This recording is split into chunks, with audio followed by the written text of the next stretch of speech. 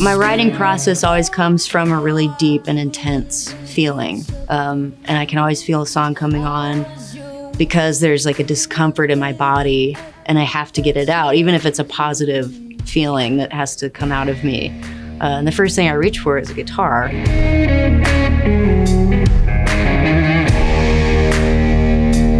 know, if I sit down at the drums, it's fun, but it's not the same outlet. If I sit down at a piano, it's fun, but it doesn't work. And if I pick up a guitar, it's the perfect frequency range for my soul.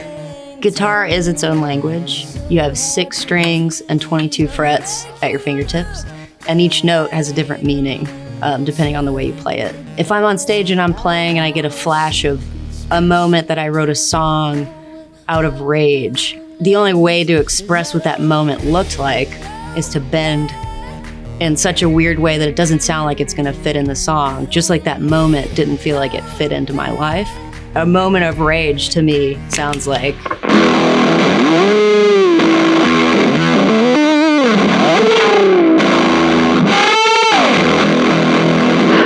if I write a song out of discomfort, you know, I'll put kind of a dreamy, clean chorus on it.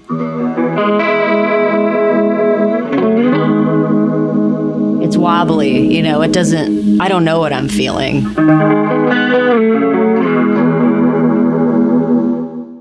What drew me to the Sheraton was that it was the closest thing to B.B. King's Lucille at a price that I could afford as a college student. It was the perfect guitar to transition out of acoustic guitar and into electric. With the Sheraton, you have the semi-hollow body, and you still have that vibration of the wood against your own body, like you do with an acoustic, and it projects like an acoustic does. But at the same time, you've got a whole sonic palette kind of right in front of you. You can go down the road of a fuzzy, distorted electric.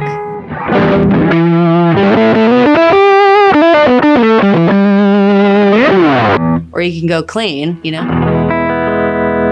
And I like to go down both avenues, so it's just the perfect mix of those. Releasing a signature instrument is an incredible feeling. Guitar's been that friend that's never let me down. And so this instrument is my love letter to music, and it's my love letter to the music community. This guitar is actually kind of heavy, but I like heavy guitars because that gives me the ability to wrangle them in like they're some kind of animal and really work the guitar in a way that's aggressive.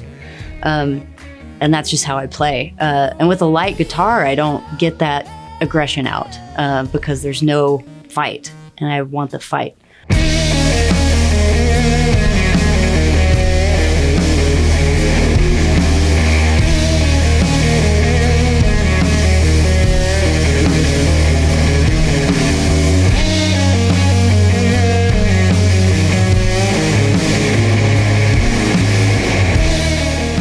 There's only one master tone knob because I wear my guitar at a certain place in my body that I just can't ever get down there, so I asked him to just take it off. The body is laminated maple, and it's an ES style body. It's got diamond F-holes. The Dave Grohl and the Trini Lopez models both have diamond F-holes, but I thought it'd be great to be able to give that to Epiphone players as well. On the headstock, I've got a Wolfe emblem, just so it's my stamp, but I put it on the back so it's not obviously mine. I want this guitar to feel like it truly belongs to the person who owns it. It's easy to feel disconnected from a signature instrument because it's already got that stamp of the artist on it. But this guitar is different. When I first saw the Sheraton and I first held it and played it, it immediately felt like a part of me.